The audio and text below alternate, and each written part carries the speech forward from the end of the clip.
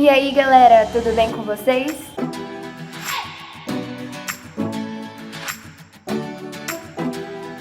Então, gente, hoje eu vim falar um pouquinho sobre filosofia. Eu vim falar sobre os filósofos que são pré-socráticos. Eles são um pouco depois daquela confusão entre mito e racionalismo da filosofia. E, bom, todos eles acreditavam que o cosmos, eles estudavam o cosmos, que é o universo. Eles acreditavam que era formado por um ser imutável, mas cada um deles achava que esse ser era uma coisa diferente. O primeiro deles foi o Tales de Mileto. Gente, pro Tales, ele acreditava que esse ser imutável era a água. E por quê? Porque a água tem vários estados físicos. É o estado líquido, sólido e gasoso, e ainda existem uns subestados que nós não estudamos. Mas apesar dessa mudança de estados, a água nunca deixa de ser H2O. Então ela pode mudar de estados quantas vezes for, mas ela nunca deixa de ser água. E por isso, para ele, a água era o ser imutável responsável pelo cosmos. Era basicamente, se a gente for parar para pensar, hoje em dia era como se eles buscassem uma divindade de uma religião, porque eles buscavam a origem do universo.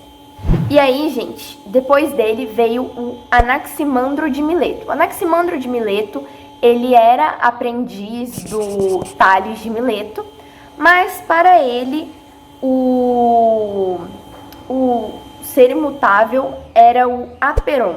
O Aperon era o infinito, era algo que não pode ser totalmente compreendido, porque ele era ilimitado e sempre existiu, e a partir dele surgiu o cosmos. Então, o Aperon é assim uma brisa muito louca, cara, porque ele é o infinito, é o ilimitado, ele sempre existiu, é tipo um buraco negro, entendeu? Era o Aperon, do Anaximandro de Mileto. Depois dele veio o Pitágoras. Como a gente aprende na escola, obviamente, Pitágoras acreditava nos números, mas ele não achava que, por exemplo, o 10 deu origem ao universo. Ele achava que esses números que a gente conhece hoje em dia, 1, 2, 3, 4, 5, 6, etc., eram representações de um número responsável pelo surgimento do cosmos, um número que era um ser imutável. Gente, filosofia é filosofia, né? Depois dele veio o Heráclito de Efésio. Ele acreditava que o fogo era uma entidade responsável pelo surgimento do universo.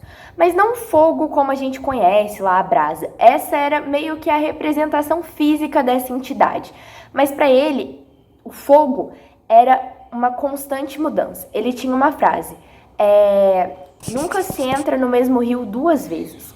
Sabe por quê? Porque o rio flui. Então, se eu entrei nele agora, ele pode estar com as ondas assim.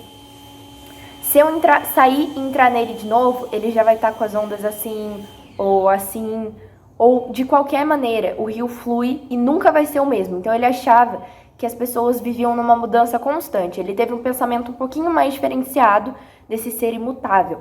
Ele achava que quando você chega na escola às 7 da manhã, você não é o mesmo que sai meio-dia e meio, porque você já tá mais cansado, você transpirou, aconteceram várias mudanças com você, uma mudança constante, e você não é mais o mesmo. Então, para ele, o fogo era a entidade responsável pelo surgimento do universo, mas esse fogo era só uma representação dessa filosofia. Para ele também, você jamais conheceria o amor se não conhecesse o ódio, jamais conheceria a paz se não conhecesse a guerra, e assim por diante. E um dos penúltimos agora, né, o Demócrito. Bom, o Demócrito é o filósofo da química. Ele acreditava que o átomo era o ser imutável, mas para ele o átomo eram partículas minúsculas, diferentes, ou seja, tipo, formatos diferentes, que se juntam e separam constantemente, até que um dia elas se juntaram perfeitamente, se encaixaram todas bonitinhas, tipo um quebra-cabeça. E a partir disso, deu origem ao universo que nós conhecemos. E por fim, o Parmênides. Bom, gente, Parmênides, é isso aí. Bom, para ele foi meio que o primeiro, porque ele falou que ele acreditava no ser imutável. era o princípio dele, ser imutável. E aí ele tinha uma frase que eu acho muito complicada, que é assim: o ser é e não pode não ser. O ser não é e não pode não ser. Basicamente assim, para ele, todas as pessoas tinham um ser no seu interior e esse ser era imutável. E não dá pra você não ser o ser, você sempre vai ser o ser, entendeu? Eu espero que sim, gente. Mas essa foi a aula de hoje, eu espero que vocês tenham gostado. Qualquer dúvida, deixem nos comentários ou me chamem no direct do Instagram. Deixem seu like, se inscrevam no canal. E eu queria deixar aquele meu agradecimento especial pro meu editor. Tchau, gente, até a próxima.